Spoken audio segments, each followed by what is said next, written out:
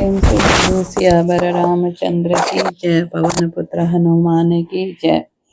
वाल्मीकि रामायण का 15वां सर्ग शुरू करते हैं। महात्मा ऋषि श्रृंग बड़े मेधावी और वेदों के ज्ञाता थे। उन्होंने बड़ी देर तक ध्यान लगाकर अपने भावी कर्तव्य का निश्चय किया।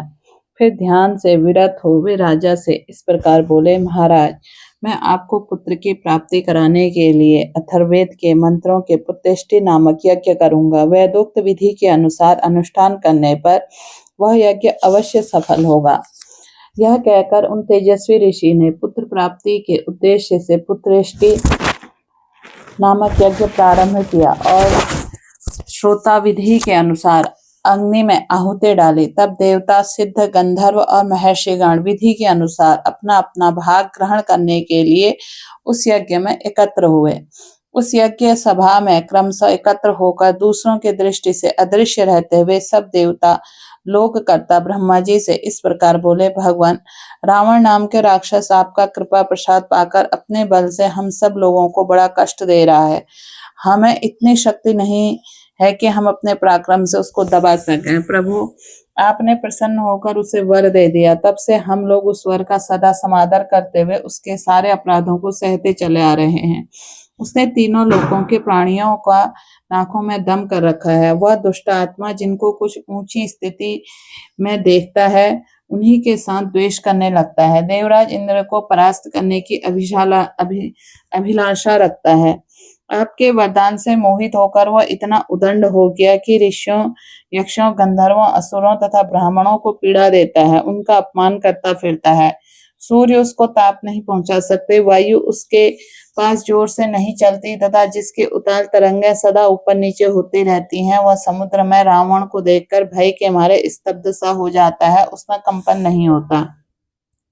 वह राक्षस देखने में भी बड़ा भयंकर है, उसमें महान भय प्राप्त हो रहा है। अतः भगवान, उसके वध के लिए आपको कोई ना कोई उपाय अवश्य करना चाहिए। समस्त देवताओं से ऐसा कहने पर ब्रह्मा जी ने कुछ सोचकर बोले, देवताओं, लो, उस दुरात्मा के वध का उपाय मेरी समझ में आ गया।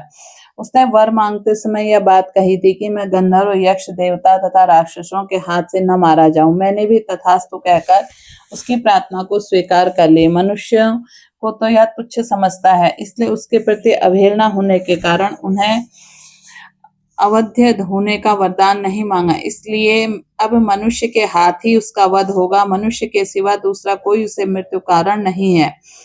ब्रह्मा जी ने कही यह प्रिय बात सुनकर उस समय समस्त देवता और महर्षि बड़े प्रसन्न हुए। इसी समय महान तेजस्वी जगतपति भगवान विष्णु भी मेघ के ऊपर स्थित हुए सूर्य की भांति गरुड़ पर सवार हुए वहां आ पहुंचे। उनके शरीर पर पीतांबर और हाथों में शंख, चक्र, गदा एवं आयुध शोभा पा रहे थे। उनकी दोनों भुजाओं में तपाए हुए स्वर्ण बने केयूर प्रकाशित हो रहे थे। उसी समय संपूर्ण देवताओं ने उनकी वंदना की और वे ब्रह्मा जी से मिलकर सावधानी के साथ सभा में विराजमान हो गए। तब समस्त देवताओं ने विनीत भाव से उनकी स्तुति करके कहा, सर्वव्यापी परमेश्वर, हम तीनों लोकों के हित की कामना के ऊपर एक महान कार्यभार दे रहे थे। प्रभु, अयोध्या के राजा दशरथ धर्म की उदारता महर्षियों के समान तेजस्वी हैं। उनकी 3 रानियां हैं जो हिम, श्रीम और कीर्ति इन तीनों देवियों के समान है। विष्णुदेव, आप अपने 4 स्वरूप बनाकर उन राजा के तीनों रानियों के गर्भ से पुत्र रूप में अवतरण ग्रहण कीजिए। इस प्रकार मनुष्य रूप में प्रकट होकर आप संसार के लिए प्रबर कंटक रूप में रावण, जो देवताओं के लिए अवध्य है, समरभूमि में मार डालिए।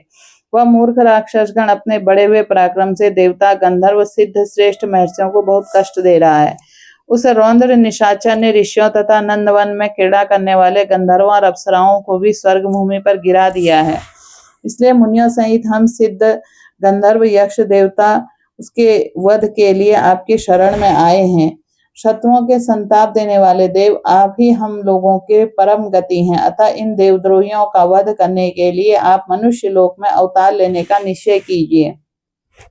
उनके इस प्रकार स्तुति करने पर सर्वलोक वंदित देव प्रवर देवाधिदेव भगवान विष्णु ने वहां एकत्र हुए समस्त ब्रह्मा और धर्मपरायण देवताओं से कहा, देवगण, तुम्हारा कल्याण हो, तुम भय को त्याग दो। मैं तुम्हारा हित करने के लिए रावण को पुत्र, पौत्र, अमात्य, मंत्री, बंधु बांधवों सहित युद्ध में मार डालूंगा। देवताओं तथा ऋषियों को भय देने वाले उस क्रूर दुर्धर्ष राक्षस का नाश करने में मैं 11,000 वर्षों तक इस पृथ्वी का पालन करता हुआ मनुष्य लोक में निवास करूंगा।